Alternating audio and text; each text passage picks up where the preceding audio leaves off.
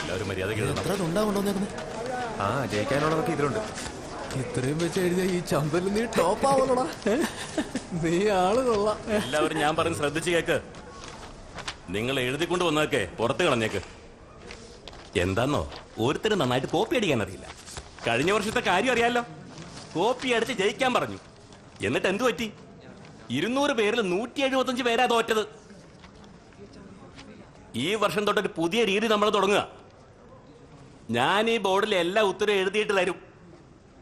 നിങ്ങൾ അതെങ്കിലും മര്യാദക്ക് എഴുതണം. എന്നാ എഴുതിക്കോ.